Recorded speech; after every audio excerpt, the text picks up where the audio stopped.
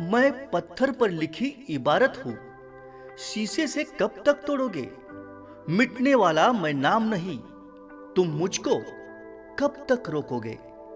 परवरदिगार ने दिए इस मानव जन्म को सार्थक बनाने के लिए हमें बड़े सपने देखने चाहिए, लेकिन इसे साकार करने के लिए हमें उतनी ही मेहनत करनी होगी। यदि किसी व्यक्ति का जीवन सामान्य है तो भी उसके जीवन का प्रत्येक क्षण उसे असामान्यता प्राप्त करने के लिए व्यतीत करना चाहिए। वैसे तो देशभक्ति की हर किसी की परिभाषा अलग होती है, लेकिन देश के लिए जो कुछ भी होता है वह अपने तरीके से होता है। कुछ लोग ऐसे होते हैं जो एक साधारण लेकिन सार्थक विचार के साथ जीते हैं। वास्तव में यह उनके लिए उनका जीवन है, लेकिन दूसरों के लिए यह एक प्रेरणा है। मुर्तजा अली इस बात का जीता जागता उदाहरण है कि कैसे एक आम आदमी देशभक्ति की भावना जगाकर देश के लिए बड़ा योगदान दे सकता है। यह राजस्थान के कोटा की एक सामान्य शख्सियत है, वाणिज्य में शिक्षा लेकिन अत्याधुनिक टेक्नोलॉजी के मास्टर। बचपन बहुत ही कठिन था। जन्म के 6 महीने बाद उन्हें एक आंख की खराबी का पता चला। तभी से इस शख्सियत का संघर्ष इस समाज को एक नया नजरिया देने और एक नया नजरिया दिखाने का रहा है। हर कोई बड़ा बनना चाहता है, करोड़पति बनना चाहता है, लेकिन ऐसा करने में वह सिर्फ अपने बारे में नहीं सोच सकता। सभी को यह ध्यान रखना चाहिए कि हमें देश और समाज के लिए भी योगदान देना है। इसे ध्यान में रखते हुए मुर्तजा अली ने ऑटोमोबाइल और आईटी विभागों में काम करते हुए बड़ी खोज की। इसका फायदा आज देश को मिल रहा है। यदि उन्हें प्रशासनिक स्तर पर उचित रूप से न्याय दिया जाता है तो उनकी खोज निश्चित रूप से इस देश और देश के आम आदमी के लिए वरदान साबित होगी। मुर्तजा अली और समग्र रूप से उनका शोध पुलवामा त्रासदी के बाद सामने आया। उन्होंने हमले में शहीद हुए वीर जवानों के परिवारों को 110 करोड़ रुपए की सहायता देने की घोषणा की और यह चर्चा में आया।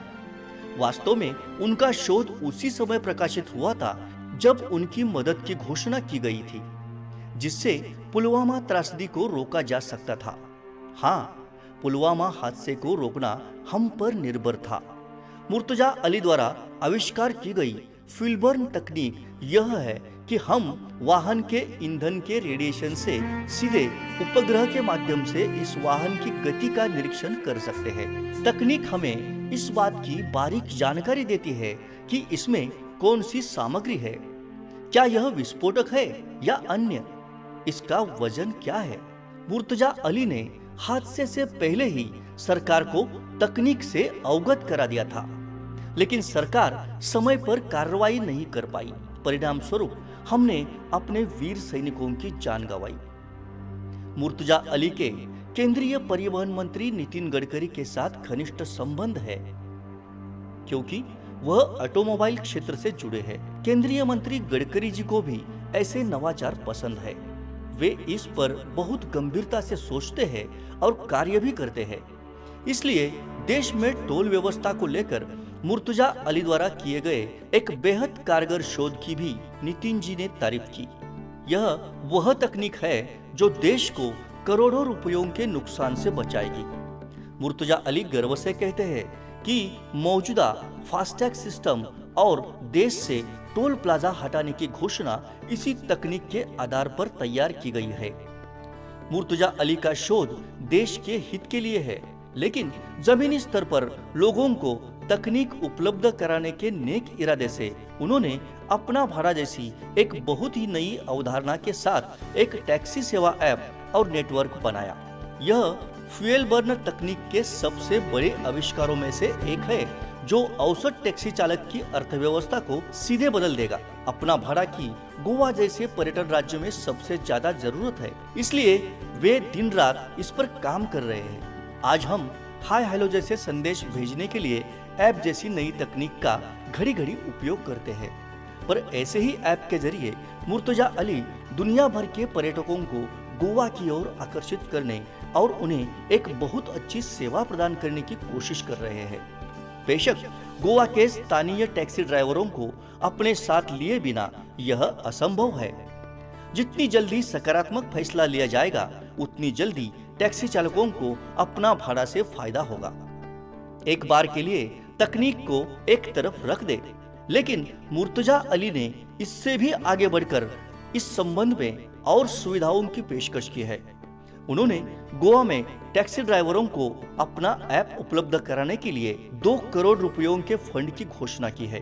उन्होंने टैक्सी चालक को प्रतिदिन 2,500 रुपए देने का वादा भी किया है, जो उसका किराया लेकर आता है, चाहे उसका व्यवसाय हो या न हो।